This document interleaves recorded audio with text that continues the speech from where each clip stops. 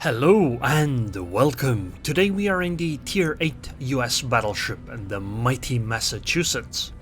We're playing Brawl on the map Sleeping Giant, and we are against another battleship. I am of course basically a full secondary build, or at least mostly a secondary build, and this time I am against another Massachusetts, so it's a mirror matchup. However, I would like to caution against doing what I'm doing here. I don't recommend playing the Massachusetts in this Brawl game mode, because so much of it depends on torpedoes. That is, ships with torpedoes tend to have a pretty massive advantage, because they can force you to simply turn away and start running, because if you do a close pass with a ship that has torpedoes, well, you end up losing because they'll just hit you with torps and you just can't win because of that. Particularly ships like Odin and the Tippets are quite dangerous. Another point is that those ships, or at least many of the secondary ships, are able to penetrate the bow and stern of a Massachusetts. Not all of the secondaries, but some of them, which means that they will consistently do damage when hitting those parts of the ship.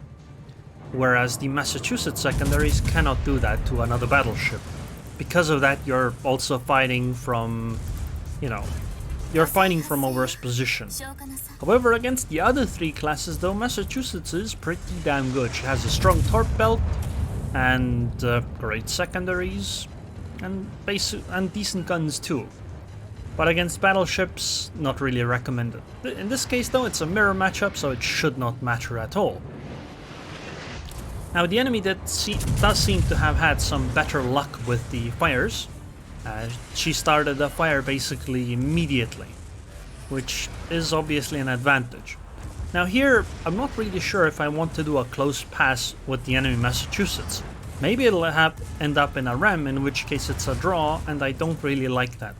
The other point is that doing a close run-by is really risky, because when you do a run-by, it might be that your guns are out of alignment while the enemies aren't. And when you end up in a situation like that, you can easily lose. Which is why I'm doing a full turn away here. Now, I know that this is risky as well, but I hope that it'll be less risky than actually doing a close pass. She will be able to fire soon. By the way, do note that I started the turn right after he fired, or basically at the same time as he fired, so that I would be as angled as possible by the time that he can do his firing. But now I can just keep running away and keep shooting at his bow, although I'm not entirely sure if this is great, because he also gets to hit my stern. But I did get 2 fires there, which is extremely lucky. I'm at 26k HP, he is at 32k HP. I am at 13k HP, he's at 31k. Okay, this isn't looking good anymore. I need something great to happen here. Please, help. My damage control party is off now as well, which means that I'm likely to be set on fire again. Come on, maybe we can knock out one of the turrets. Please? Nope. 6k damage though. Also, you'll note that one of the turrets didn't actually fire. Oof, I took 6k damage. I only have 7k HP left. But he has 12k. But now that he's showing side, I get to fire that one salvo into the broadside. So actually, not firing all the guns at once was a good idea, and I guess you should really do that. But now I'm at 8k HP and I'm healing, and he is at... okay, he's doing the same thing. Never mind. Thought I had an advantage, but evidently not. Oh! Oh! He's on fire! 2k HP! I still have 2k HP, and I'm on fire too. Okay. I still have one gun to fire though. Maybe we can... oh, he's showing sight. Oh, yes. And there you have it. So, what did we learn from this? In a fight like this, don't fire all your guns at once. Stagger them as a battleship, because you have an eternity between your reloads. So if you stagger them, you can fire them at times when the enemy is not angled against you.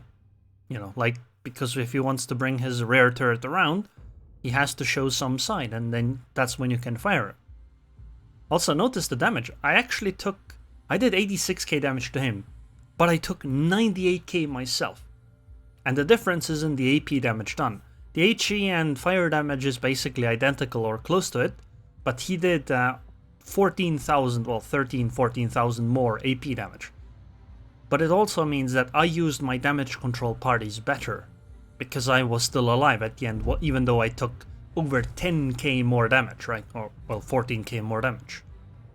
Here's the captain skills that I used: emergency repair specialist, grease the gears, secondary range, secondary dispersion, then emergency repair, enhanced torpedo protection, because this puts it at 56%, and then vigilance. This is when I run into ships like the Le Fantasque or Le Terrible or any other of the super fast destroyers or other ships with great torps. It is entirely possible, if you angled well, to be able to simply dodge the torpedoes. Also, I think I should actually switch to Ship Consumables Modification 1, because that will make the heal last even longer and I get to heal even more. Like in a match that I just had, this could have literally saved me if I had had it. But I guess it doesn't matter that much right now, but I do recommend to take that consumable. Then here I'm using steering gears because the turning circle on this ship is at only 710 meters, so getting better rudder shift makes the ship really maneuverable. But anyways, I hope you guys enjoyed this video. I would like to thank the patrons on Patreon. Thank you very much for your continued support, and I hope I'll see you guys next time.